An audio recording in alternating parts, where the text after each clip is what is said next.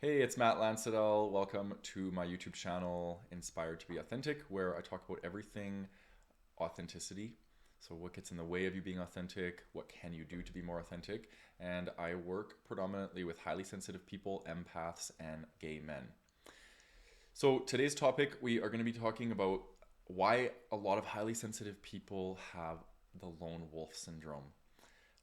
I definitely have the aspects of the lone wolf syndrome and want this video to be an opportunity for me to share a bit about what it's been like having the lone wolf syndrome, the positives, the negatives of having of being the lone wolf, and what we can do to understand the psychology around this, how we can heal it if it's something that we're wanting to heal, and how we can start to allow ourselves to move towards connection. So this video is for you if you are a highly sensitive person or an empath, you have a deep-seated fear of rejection, and you spend most of your time alone. I would love for this video to be an opportunity for you to unpack that. Why? Why do you spend a lot of time alone? And is there opportunity for you to move towards more connection? Would that be fulfilling for you? So let's jump right in. I want to first start out by just sharing a bit about my story. For those of you who might be new to my channel, for those of you who aren't, you probably have heard a lot of these things, but essentially I grew up not knowing I was highly sensitive. I didn't know that I had sensory processing sensitivity. Well, I shouldn't say that. I knew I had it because there was something different about me. I had a lot of tics, a lot of just heightened energy in my body. My nervous system always felt overstimulated. I couldn't sit still. So I just had a lot of these symptoms of sensory processing sensitivity, and I didn't know why. I thought there was always something wrong with me, really. At the end of the day, I thought I was weird.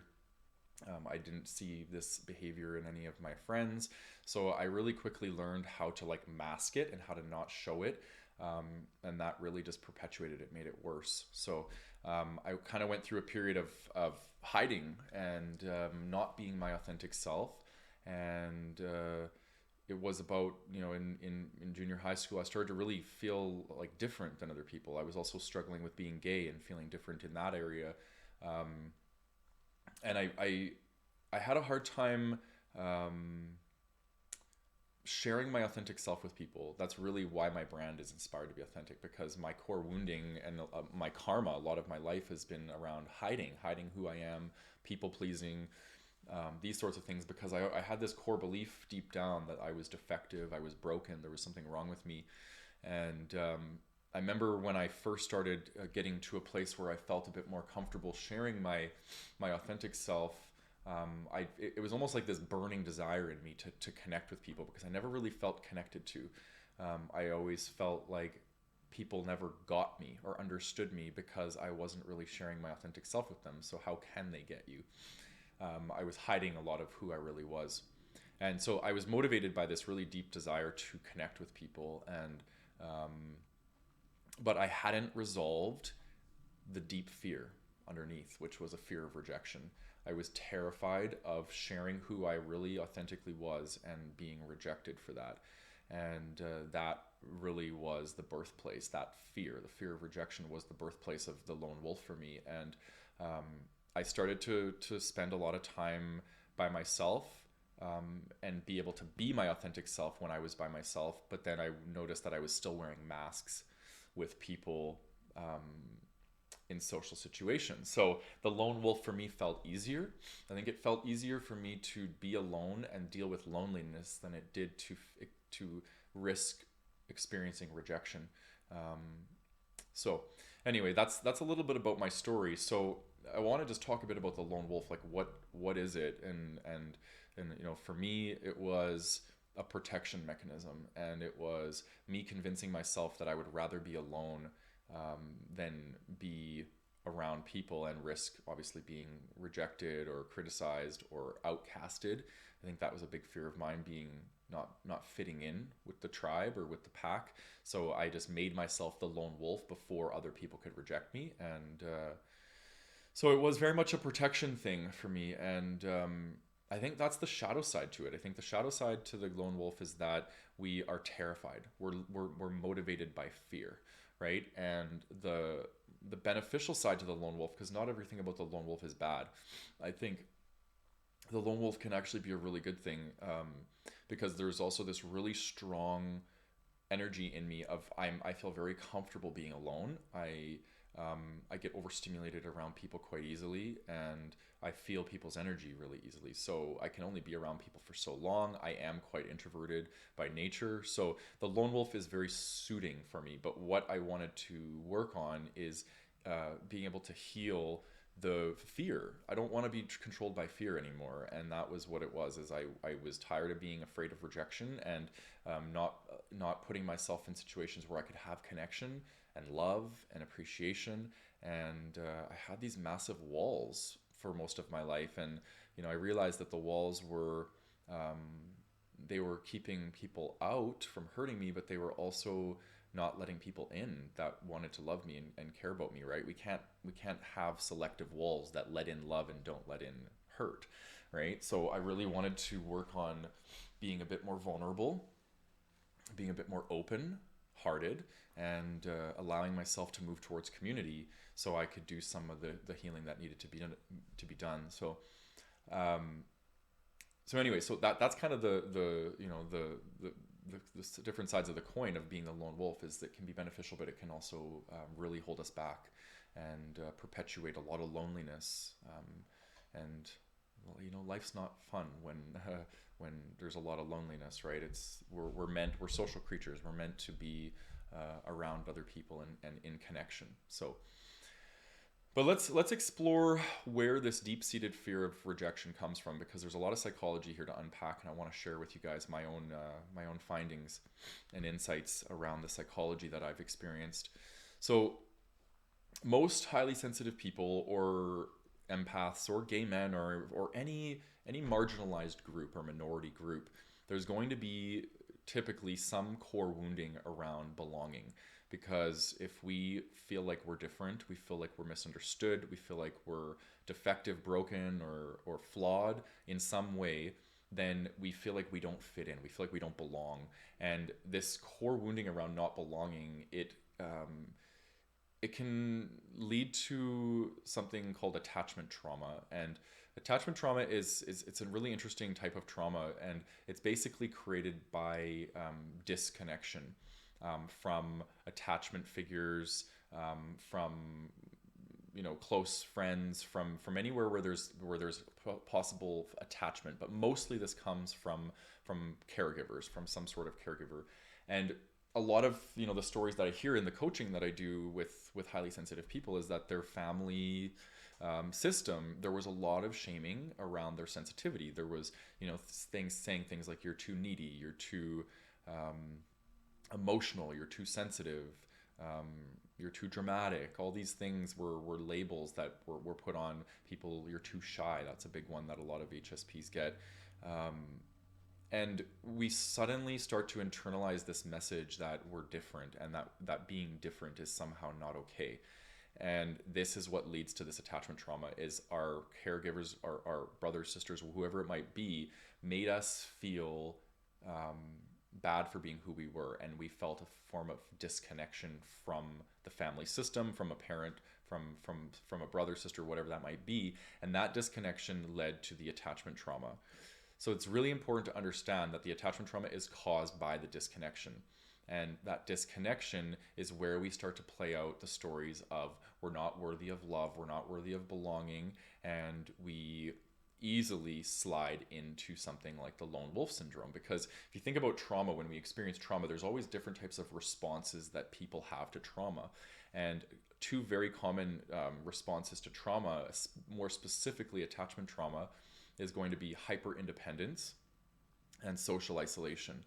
And these are two trauma responses that really lend themselves to becoming the lone wolf, because we become hyper independent. We don't rely on other people because we've learned that people hurt us, they reject us, and we become socially isolating because it feels safer to be alone than it does to be with people, right? So this is a bit of the psychology that's really important to understand, because if we want to move towards healing, we have to understand what we need to do to heal, which is we need to heal the attachment trauma, right? And the attachment trauma, oftentimes we have core beliefs that we're defective, we're broken, there's something wrong with us, and we learn through conditioning, through social conditioning, that being sensitive is a bad thing. Okay, that's what we're told in our society, that being sensitive makes us somehow weak or defective, or something is wrong with us, and we end up applying those labels and that messaging to ourselves. So we reject ourselves. That's really what ends up happening, and this is why we are terrified of rejection from other people, because we are rejecting ourselves. So I remember, just even, being a gay man and growing up and being terrified of people finding out and judging me. And I never wanted to come out to people, and I was terrified of rejection. Okay. Now I really don't care about who I tell that I'm gay. It doesn't faze me at all. If somebody rejects me for being gay, it doesn't hurt in one iota. Honest to God, I can say that with 100% confidence, because I fully love and embrace the fact that I'm a gay man. Right? So that's perfect example of when we fully embrace and love the fact that we're sensitive.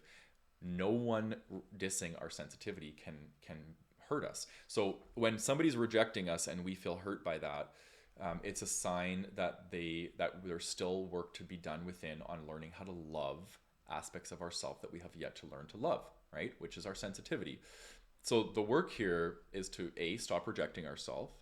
We have to unpack the conditioning that we've learned that being sensitive is a bad thing, and we need to start to focus on what makes us great about being sensitive, right? So there's lots of really great Instagram pages, lots of YouTube channels that you can follow that are highly sensitive people like myself that are doing this work, that are talking highly about sensitivity, and it's a beautiful quality. And so this is the unpacking of the conditioning that we need to do. We need to reprogram ourselves, right? Oftentimes, highly sensitive people were given the owner's manual of the non-highly sensitive person, and they're saying, here, live by this owner's manual.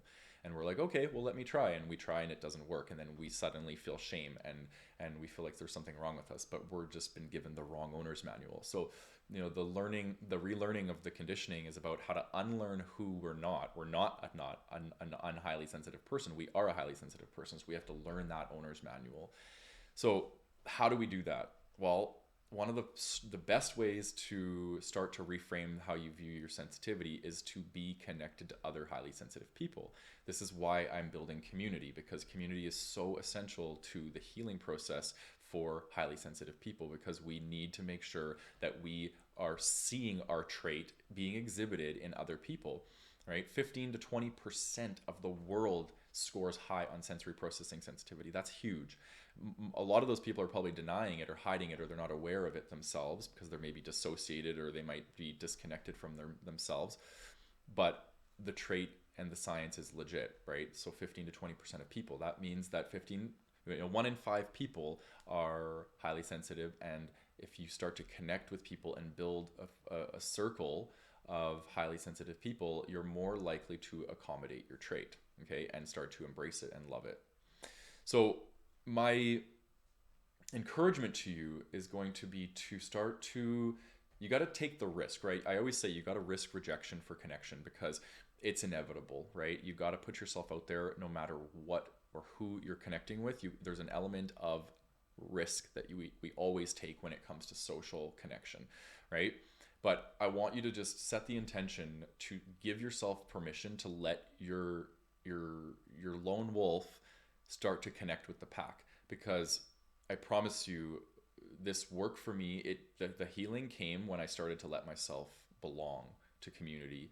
And I feel like I have a really nice balance between lone wolf and the wolf that's part of the pack, because I don't want to fully be part of the pack all the time, because I'm very, like I said, I'm quite sensitive to people, and I like my alone time and that sort of thing. So I now embrace both the positive and the negative aspects of being of the lone wolf, and I don't let the negative aspects of it rule my life anymore. So let your lone inner wolf join the pack and move towards connection, because it's really, really important. And I want to just leave a call to action here to you, because I do run workshops, and they're exclusively for highly sensitive people. It's called Authentic Relating and Empowerment for Highly Sensitive People. They're 8-week workshops. I run one every 4 months. And so if that's something that you're interested in, I'll put a link below in the description box of so you can go to the landing page and check out the course curriculum and see what it's all about. I keep them small, no more than 15 people, and they're quite intimate, and it's a great opportunity for you to get to know other highly sensitive people like yourself over an 8-week period and establish some really beautiful connections. So that will be there. You can also join my two communities, one on Instagram. If you just go to Inspired to be Authentic on Instagram, and you can go into my bio, there's a link tree, and you can also get connected to my Sensitive Souls Rising group on Facebook. So if you're on Instagram or Facebook, you can come and join me in my communities there that I'm building over there.